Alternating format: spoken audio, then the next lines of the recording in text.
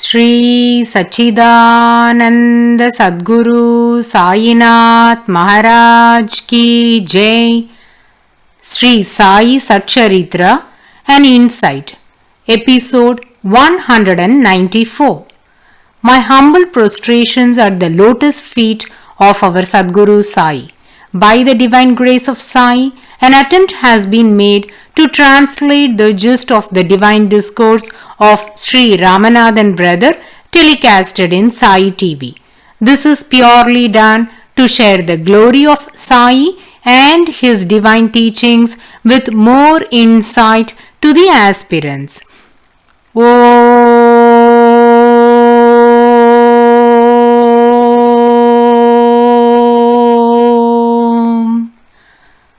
Gurur Brahma, Gurur Vishnuhu, Gurur Devo Maheshwaraha, Gurur Sakshat Parabrahmam, Tasmai Shri Gurave Namaha. In the introduction of this chapter, Hemant Panji had compared the peepal tree whose roots are above and branches below with the worldly life. Likewise, he says, as one gets deluded by looking at a mirage, considering it to be real, so are the people in this materialistic world get caught up in the attractions of this world and assume that to be real. Then he talks about the city of Gandharvas, which is ever changing and never found in the same manner. This city will materialize suddenly and would disappear any moment, might not be at one level. So, to indicate that something is ever changing like that of the magical world, it is referred to the city of Gandharvas. To demonstrate that the world is illusionary, in the 22nd OV of this chapter, Hemant Panji compares the world life to the city of Gandharvas. Now, the author is narrating the parable story as asserted by Sri Sai Maharaj. This is very surprising because one group of people say that this story is real. And it happened because this testifies the fact that Sri Sai Maharaj might be a Mohammedan. Foreign authors and research scholars of Sri Sai literatures such as Marine Warren and Kevin Shepard underscore this parable story to emphasize their viewpoint that Sri Sai Maharaj is a Mohammedan. Because as per this story, the Guru tied the feet of his disciple, that is Sri Sai Maharaj, then left him to hang upside down over the well water. Sri Sai Baba was left suspended over the well in such a way that his hands did not touch the water and neither the water could enter his mouth. This training is one of the spiritual practices adopted by Sufi saints, and this kind of sadhana is not discussed in any Hindu scriptures, is the viewpoint of these scholars. Based on this, they conclude that Sri Sai Maharaj is a Sufi saint, and this is not a made-up story, but an incident that would have taken place in Sri Sai Baba's life. Sri Sai Maharaj also declares that his Guru had enrolled him in the spiritual school in this manner. The authors of Sai literature from the West say that this would be the religious school known as Madarsa of the Sufi saint, where Mohammedans were imparted spiritual wisdom. When we believe this parable story as a mere story, then the claim that Sri Sai Baba is a Hindu seems to be apt. But if that is considered as a true story, then the argument that Sri Sai is Sufi saint sounds appropriate. But devotees, as we all know, Sri Sai Maharaj is beyond religions. He is a spiritual guru of the greatest order, unlike the religious guru who is accustomed to the religious practices and rituals of the specific religion he belongs to. Whereas no religious customs and traditions can bind the spiritual guru. According to him, all that he sees around him are jivatmas, and their path is to show compassion to those souls. Hence, Sadguru Sri Sai Maharaj, the Supreme One, is a spiritual guru. Let's not ponder deep into these arguments. Whether Sri Sai Maharaj is a Hindu or a Muslim, that is immaterial to us. If Sri Sai Maharaj had thought that it was necessary to reveal his origin or religion, he would have revealed it to us. Whereas he might have felt that it is of no use and didn't like anyone debating on this subject.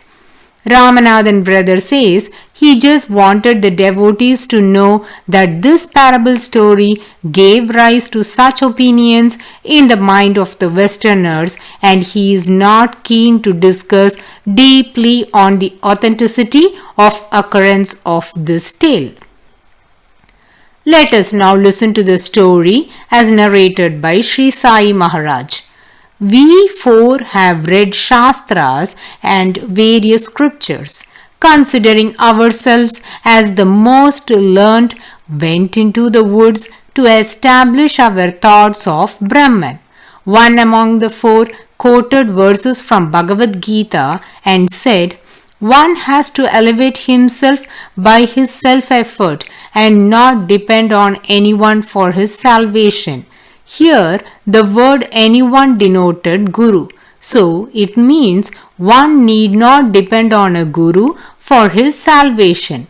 Though Hemat Panji has not quoted the verses from Bhagavad Gita, this sloka reflects the thought. Uddharat atmanatmanam natmanam avashadayet atmaiva hyatmano bandhur atmaiva ripur atmanaha. Commentary. Elevate yourself through the power of your mind and not degrade yourself, for the mind can be the friend and the enemy of the self. So, devotees, the commentary does not say that one need not depend on anyone. It only says that one must strive hard to elevate himself. Whereas the first person very skillfully added the term anyone to the explanation of this sloka. The sloka also says Bandhur Atmaiva Ripur Atmanaha, which means the mind can be the friend and the enemy of the self. This is a very important connotation of this sloka. The one who has controlled his mind, to him the mind is the friend of the self. But the one who hasn't controlled his mind, for him the mind becomes the enemy.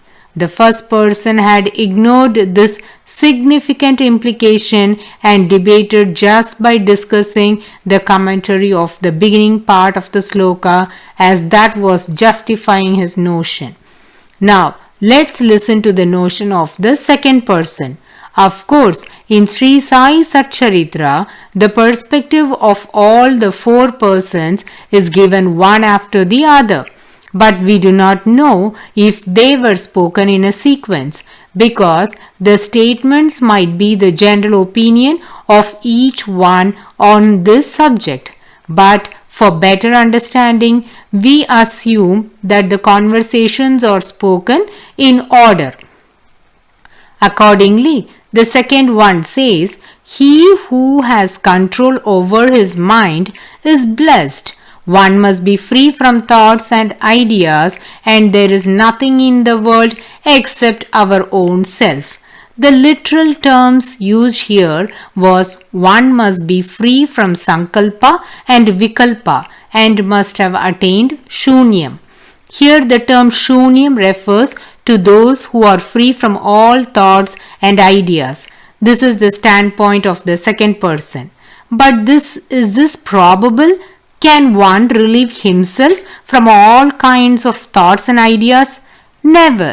This is impossible until one dies.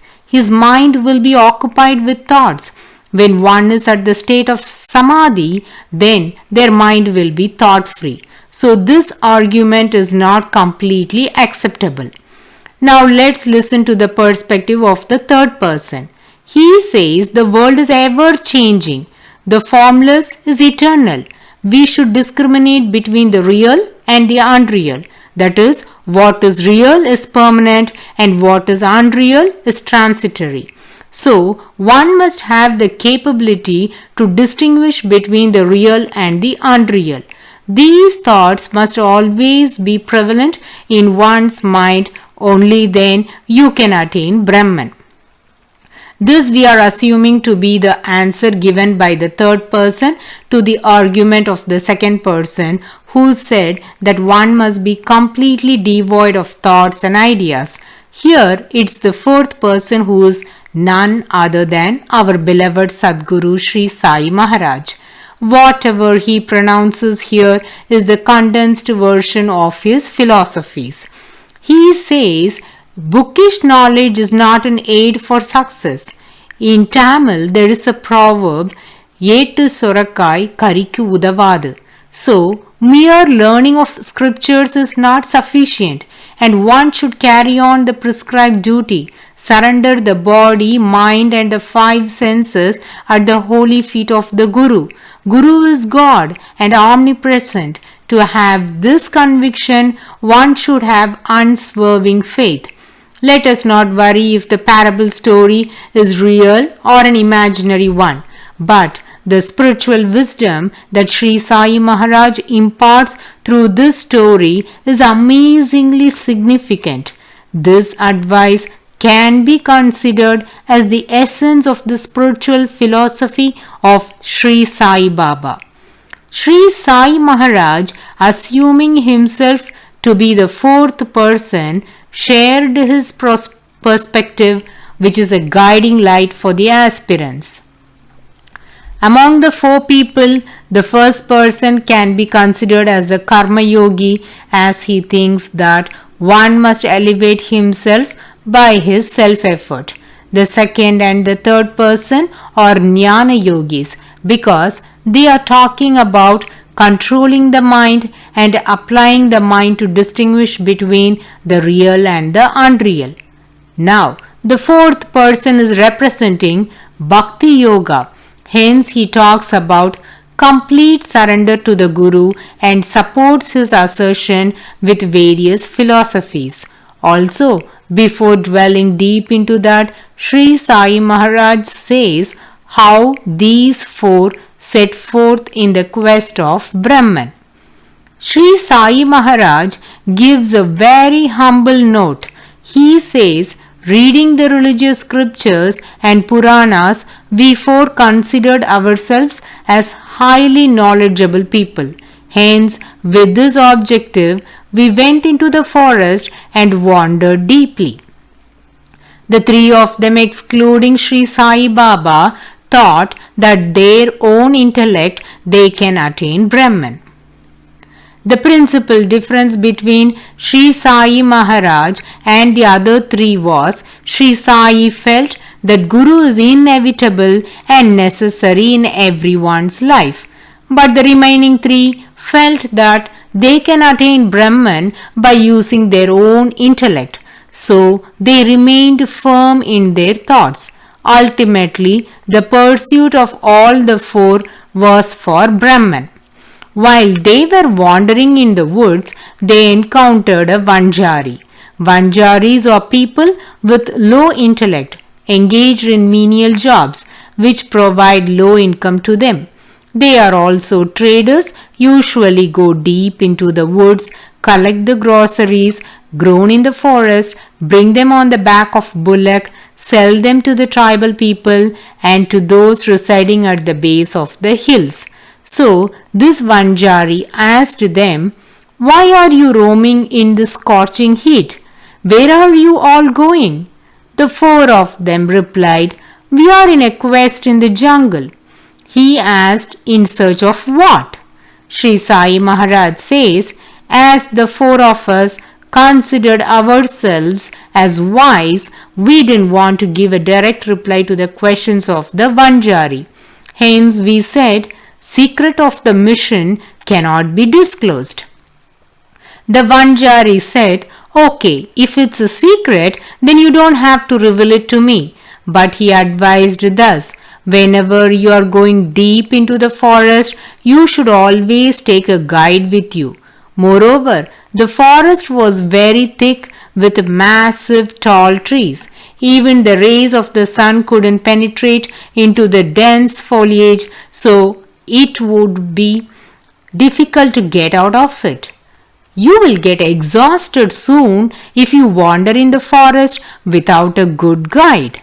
You don't have to reveal to me the reason of your quest, but take some rest, drink little water, eat little food and stay calm for a while, then continue your search.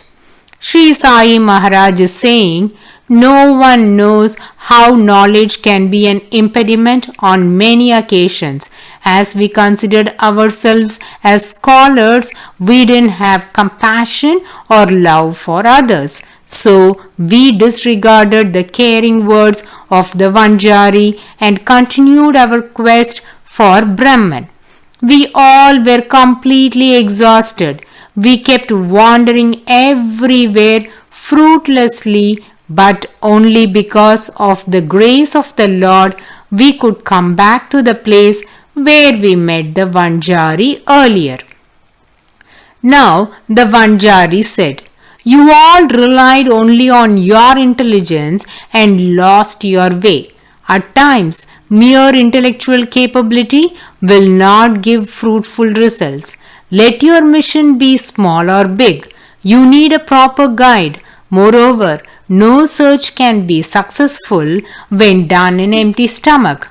Only by the will of God you happen to meet someone. When food is offered, that should not refuse. Hence, I request you to eat little bakri with venjanam. It is believed that when someone offers food, it is very auspicious and will help you to succeed in your mission. If any one of us considers this story to be an imaginary one, still the advice given by the Vanjari must be taken as the advice of Sri Sai Maharaj to us, and that should not be neglected. The Vanjari is very compassionate and caring. His words are true and wise, hence it should be adhered. Now, 3 among the 4 people were adamant in their thoughts and wanted to make their quest by their own efforts. So, they ignored the advice of the Vanjari and voiced out their opinion thus, we are not going to eat until we achieve our goal. They think this is being zealous, but it is adamancy. There is an important difference between the two. Prudence is the outcome of zeal. If one doesn't know to discriminate right from wrong, then it is stubbornness and cannot be considered as stable-minded person. But those 3 things that they are determined people. So they were ready to proceed ignoring the urge of the Vanjari. Sri Sai Maharaj says, whereas I was very hungry and my throat was parched with thirst, the Vanjari seemed to be a Nishkami, that is, selfless person, and had unbounded love for us. The one who loves others selflessly is a very great being. My heart melted in his love. I feel that accepting Vanjari's love is the dawn of wisdom. Hence, I accepted the love offer made by the Vanjari and ate a quarter piece of bakri with little of venjanam. At that juncture, there was a change in the situation. What was that? What was Sri Sai Maharaj's plight in this quest, and how was he successful in his venture? All these inexplicable leelas can be heard in the coming episode. Bow to Sri Sai, Peace be to all. Om